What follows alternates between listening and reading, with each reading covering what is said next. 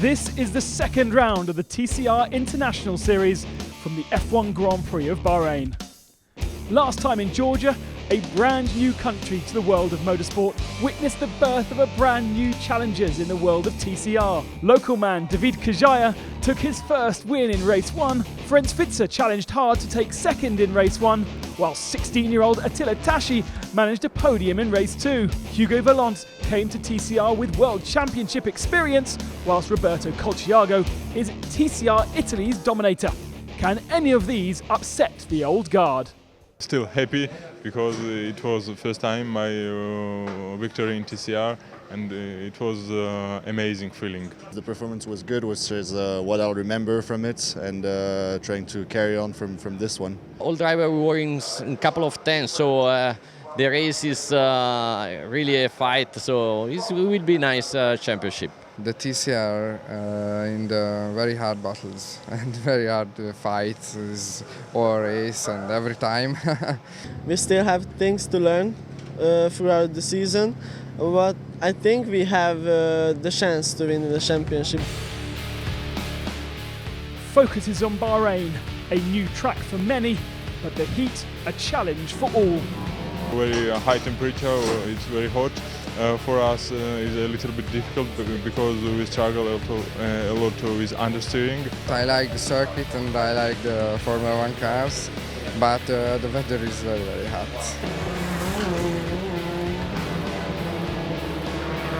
The Honda is one of the best cars here in the TCR car, so depends on the contract, on the race, but the car is sure it will be competitive. I'll try and be a fast learner, and thanks to all the team and everything. It's good we can share the data and the videos, so we'll see what happens. Last year I didn't have good memories from here, but this year I want to make some. Friday saw 2 free practice sessions to learn the conditions, layout and setup of the Bahraini circuit. And as expected, limits were explored. This time last year, Jean-Carl Venet was a rookie to TCR, but in practice in 2017, he set the fastest time. It's good. No, I really love this place. Been always quick here, and the journey started pretty well with a good lap time directly. So it's good for confidence. And in FP2 we tried different stuff. Didn't work out the way we wanted, but at least we know it now, and I think we're ready for qualifying tomorrow. Qualifying took place in 37-degree temperatures, not easy for car or driver. First to set a competitive lap time was Attila Tashi in his Honda, full attack whilst others were still warming their tyres. A lap later, halfway through the 15-minute session to qualify into Q2, times were set by the 3 Lukoil Craft Bamboo Seats, Robert Colciago in a Honda, but the fastest time came from the 5th car, Pierre-Yves Courtals in an Opel, setting an incredible 2:11.903. It was looking great for GG Sport. Without any practice after a blown engine, Matteo Homola went second to make it 1-2 for Opel. The only one not to set a time was Stefano Camini in the Audi. Fastest in FP1, getting into Q2 should have been easy. But the lap looked messy, and this slide especially cost him way too much time. He would not qualify or have enough time to go again. So Q2 would not feature Duncan Ende, Giacomo Altoe, Miki Cerruti or Stefano Camini. With an engine penalty looming in for race 1, the sensible thing for Matteo Homola would be to aim for a race 2 pole position and therefore 10th best qualifying time in Q2. But would the Slovak exploit his Opel to its maximum? First to lay down a time, Jean-Carl Venet set a 2:13.275, surely not good enough for pole position. Next up, Attila Tashi was 0.2 faster and was followed by David Kajaya. Despite this big slide over the curbs, he went faster again. As the rest of the field set lap times, it was one of the last men who was fastest. Matteo Homola aboard the Opel managed a stunning 2:12.073 and despite no practice took provisional pole. Despite improvements from Pepe Oriola and Jean-Carl Venet at the end of the session, it would be an Opel lockout in qualifying. with Hommler the fastest man.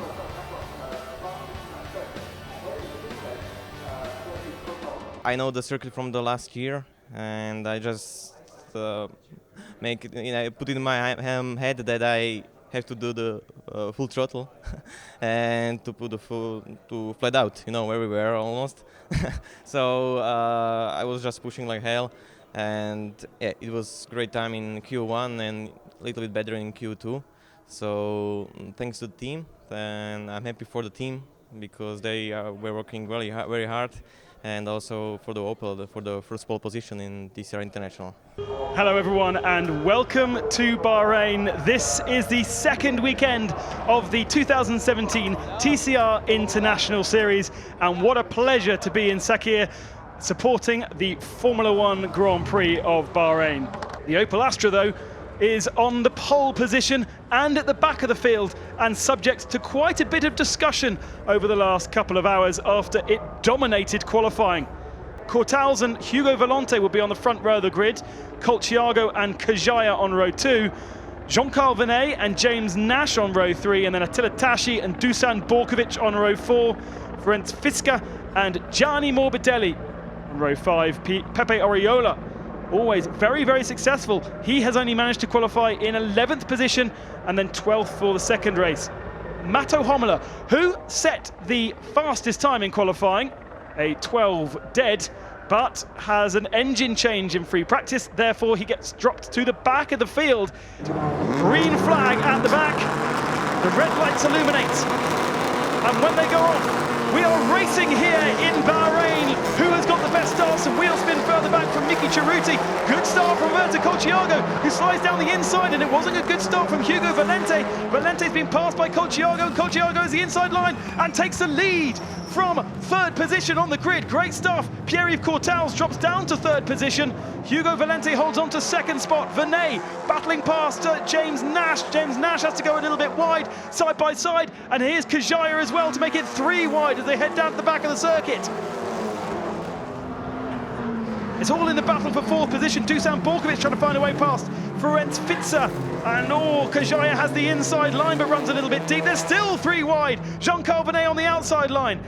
David Kajaya now in the middle and James Nash on the outside. They're still trying to fight over the same piece of tarmac. Little bit of contact, little slide from Dusan Borkovic. And Jean-Carl Vernet goes sideways. And they're still side by side. Even both of them have been side by side. Windscreen wipers going as Vernet manages to just about hold onto the car. And they're still fighting over fourth position despite 2 of those cars being completely broadside across the circuit. Great driving from all of these drivers. Stefano Camini further back, trying to make his way up through the field. Pepe Oriola, brave under brakes. Takes 1 more position from Attila Tashi, who seems to be going backwards.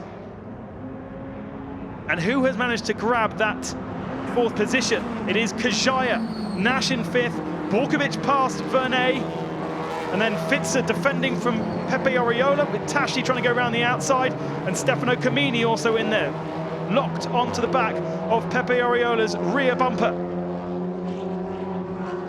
Dusan Borkovic wants to get up onto the back of his teammate in the Alpha. There's a bit of a slide from Stefano Camini. The car still looking really twitchy and busy in the mid-pack. Gianni Morbidelli's had a dreadful start. He's dropped down behind his teammate Giacomo Altoe. And this is exactly what you expect to see from the TCR International Series. Borkovic late on the brakes, round the outside of Jean-Carl Vernet, but he doesn't manage to make it stick. And Vernet is going to take that place away from him, and still Nash and Vernet are side by side down the start finishing straight, providing a massive tow for Borkovic, who's going to go to the inside, and it's still 3 wide, this time for 5th position between these guys. What an amazing first lap these guys have had. Colciago, Valente, Pierre-Yves Cortals and Kajaya safe at the front, and then it's anybody's, isn't it, for 5th position. Borkovic now slots ahead, Vernet, and then Nash drops down. Vernet down the inside of Borkovic. A little lock up from Borkovic in the Alfa Romeo. No, he's got a bit of bodywork rubbing on his rear left tyre there. Hopefully that doesn't cause a problem for him, but it will increase the wear. And Borkovic goes round the outside and gets a little bit of help through that hairpin. but keeps the car stable. Fitzer goes a little bit deep. Jean-Carl Vernet making a little error on the exit though, and Nash is going to find his way back past, I think, and back into 5th position.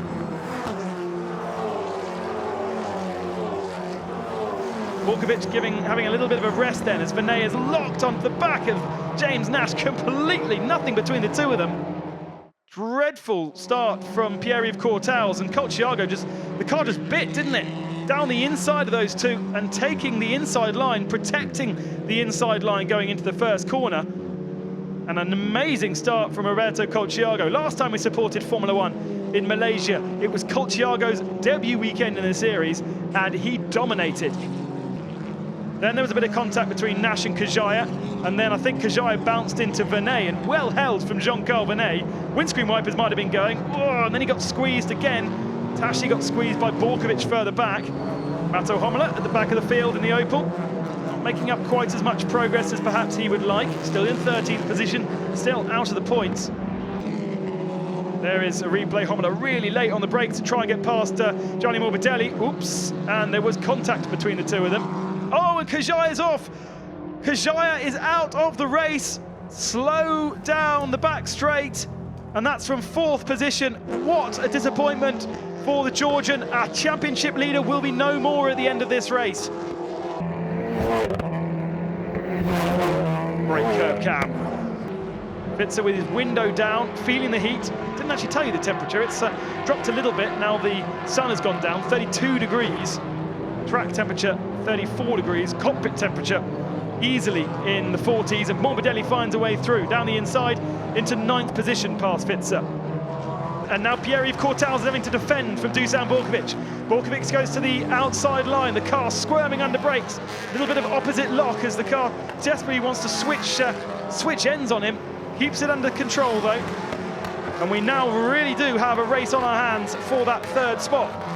I think Courtals may have taken a little bit too much out of his tyres, and the two of them battling and slowing each other down through the first couple of corners has allowed Jean-Carl Vernet to make his way up through the field. Borkovic again, last of the late breakers, just about saves himself from colliding with Jean-Carl Vernet, but now they're side by side. Pierre-Yves Courtals is the cork in the bottle here. Side by side, Vernet is going to slide up the inside and now makes a mistake, runs wide, and Borkovic has the outside line. Can he hang himself all the way around the outside to give himself the inside line for here? He's not strong here, but he does have enough of an advantage to go down the inside and maybe just about hold on to that position, kind of, until the next corner. All that stemmed from a failed passing move on Pierre-Yves Courtals for the podium spot. Now Dusan's going to have to defend and attack. Courtals has used his tyres up, there's no doubt about it.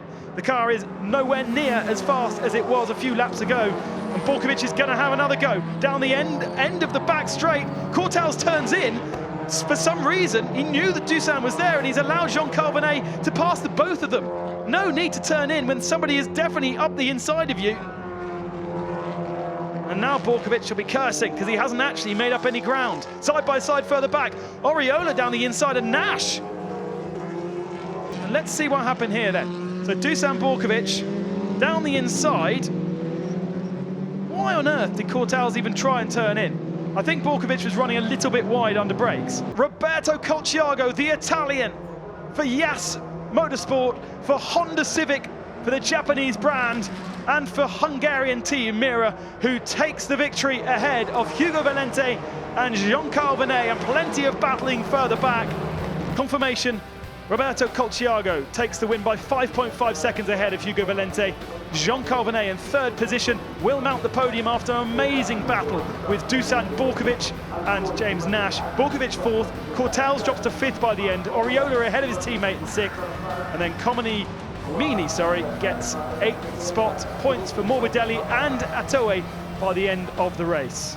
Well, we make a good start. I make a good start, and after that, I didn't push in the beginning, like I said. Don't make your tire degradation more than the other, because all the tires they have degradation. But if you keep your a little bit better, that is the secret. And well done to Great his to team have as well. the Italian back on the top step of the podium. Big grin. Dominated the Italian series last year with not really much competition, but he's got competition here. There is absolutely no doubt about that. Off track, TCR continues to entertain, with all the drivers getting together in a local Italian restaurant for a luxurious dinner. I'm impressed with the level of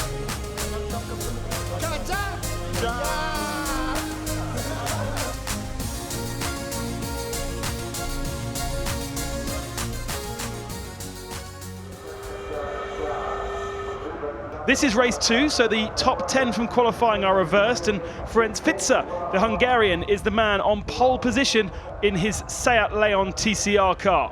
And he has Dusan Borkovic alongside him. Tassi and Nash on row 2, Jean-Carl Vernet on row 3 with David Kajaya. And then our winner from yesterday, Roberto Colciago, alongside Hugo Valente and Pierre-Yves Courtals. Are we ready for the second race of the TCR International Series here from Bahrain? Let's get racing. Dusan Borkovic on the left-hand side, Fiца on the right-hand side. Fița comes across to try and cover him, but there may be a little bit of an overlap. Dusan on the very, very dust, but he's got the inside line. Tashi has made a great start once again in the Honda, and Borkovic is going to lead here. Tashi's going to try to get around the outside. Wow! Good start from Tashi, but loses the rear end, slides through the first part of the corner. They're still side by side, and Borkovic is going to have the inside line for the next corner. He fights back, and it's Borkovic ahead of Tashi, and then Fița. James Nash stays in 4th position, covers off Roberto Colciago, but look at the dust being kicked up at all of these guys. Easy to lock brakes, easy to slide, and easy to lose grip in these early stages. Now Tashi and Fița, the two Hungarians side by side. Fița, I think, has got a better run. He goes around the outside of Tashi and moves up into 2nd position. Valente trying to find a way past Colciago in the mid-pack. And Fița now having to defend as James Nash looks to try and get onto the podium. Little bit of contact maybe, and Nash finds a way through. And he's opened the door for Jean-Carl Vernet as well, so Vernet's going to slide up into 4th position. Vernet desperately trying to shut the door, but still Tashi holds on. And that would have resulted last year in contact, but Jean-Carl Vernet, a much wiser fox this year in touring cars, and just gets it done at the next corner instead, dives down the inside and passes Tashi. Great action in the opening laps, and Dusan Borkovic is scampering away off in the distance. His teammate David Kajaya right in the mix of things. I think he's lost a bit of ground in the opening laps as well, and Jean-Carl Vernet finally gets that pass done on Tashi. Tashi offline and wide, and James Nash goes through as well. Now we've got teammates who were having kind of a punching match this morning, Roberto Colciago and Attila Tashi, whilst they were chilling out. There was lots of kind of children's fighting going on. For the moment on track, there's no contact. Tashi just ahead of Roberto Colciago. Fița defending super hard. James Nash is almost off the circuit. Going to have a lot of dust, but he's going to move into 2nd position, and that's very, very important from Nash, because he saw that Jean-Carl Vernet had made it past Tashi, and again he's put a car between the two of them. And Nash now defending from Ferenc Fița, who's tried to go all the way around the outside. Not quite enough room.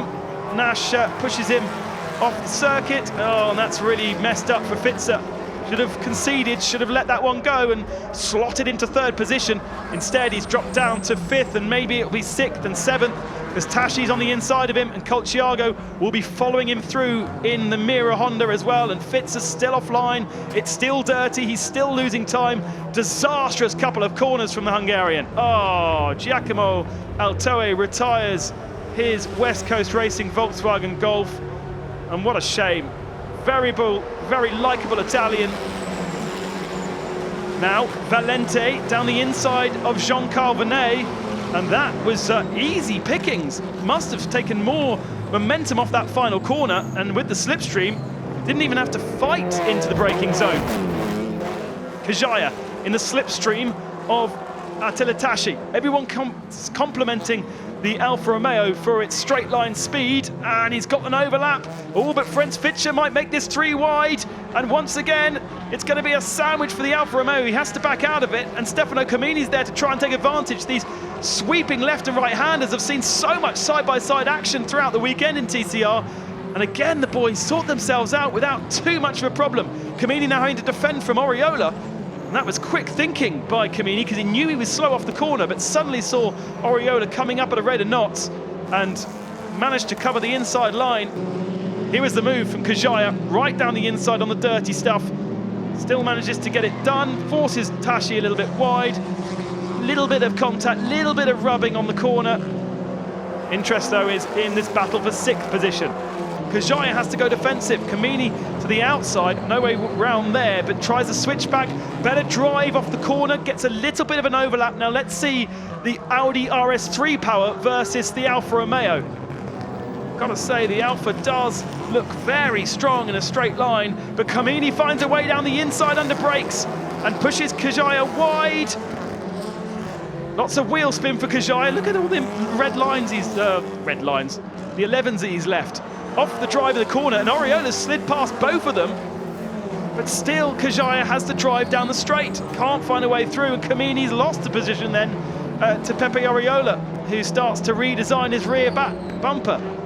Now here comes Gianni Morbidelli in the mix, side by side between Morbidelli and Camini.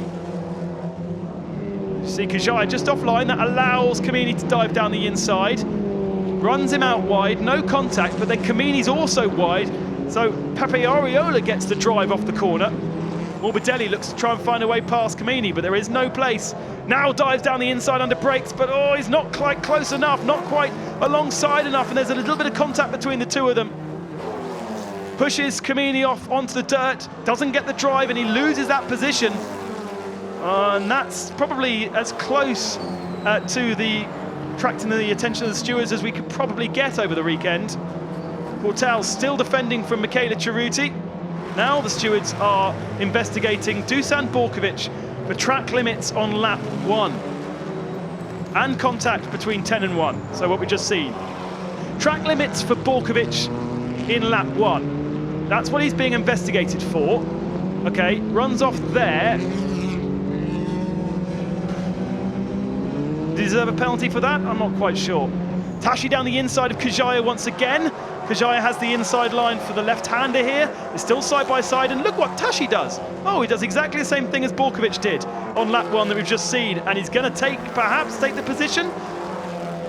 The Alfa Romeo strong on the straights. Yep, and the Alfa Romeo takes the advantage, covers the inside line under brakes. Tashi offline, and he's going to open the door for Oriola. Oriola may slide past both of them here.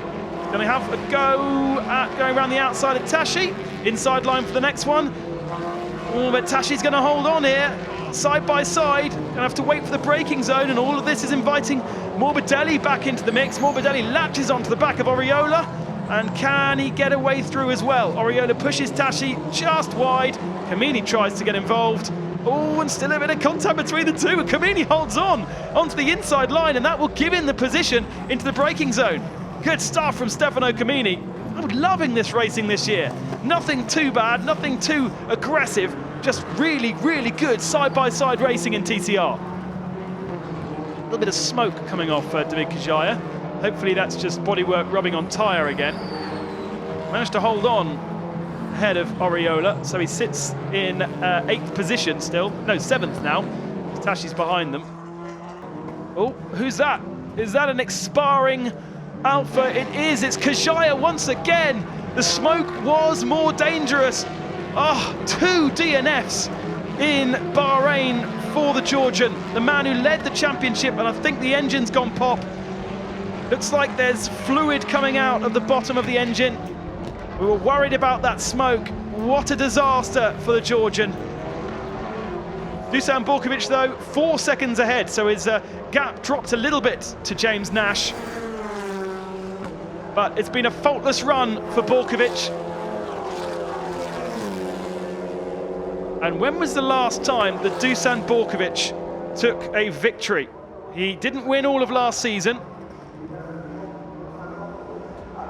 but he is going to win here. Across the line, Serbian Dusan Borkovic takes victory for the first time in the TCR International Series. James Nash will be on the podium in second position, and Hugo Valente, 2 podiums to get his championship absolutely fired up. Great battle from our championship protagonists from last year. Oriola comes across the line ahead of Tashi and then Stefano Camini. Here are the results then. Borkovic finally taking victory by 4.1 seconds ahead of Nash, and Valente makes it 2 Lukoil Craft Bamboos on the podium. Venet and Colciago, Fitzer from pole down to 6th, Oriola another great drive from 12th up to 7th, Tashi in 8th, Camini 9th, and Morbidelli the last point scorers. I'm really happy. The first win in this championship is an amazing championship. I want to say thanks to all my supporters and all people in Serbia. I have a lot of fans, and to Alfa Romeo Club in Serbia. They as I told you, they are really positively crazy, and now I have a lot of more fans. So I want to say big hello to everybody and to all people. Fantastic victory, fantastic to hear that Serbian national anthem. The chief executive of the Bahrain All victors then in 4 races. As we expect from TCR International, it's incredibly close all of the time. It's been a wonderful weekend to be here in Bahrain alongside the Formula 1, and in a couple of weeks' time we go off to Spa alongside the WEC Championship. I'll hope you'll join us then. Thanks very much for watching, and goodbye.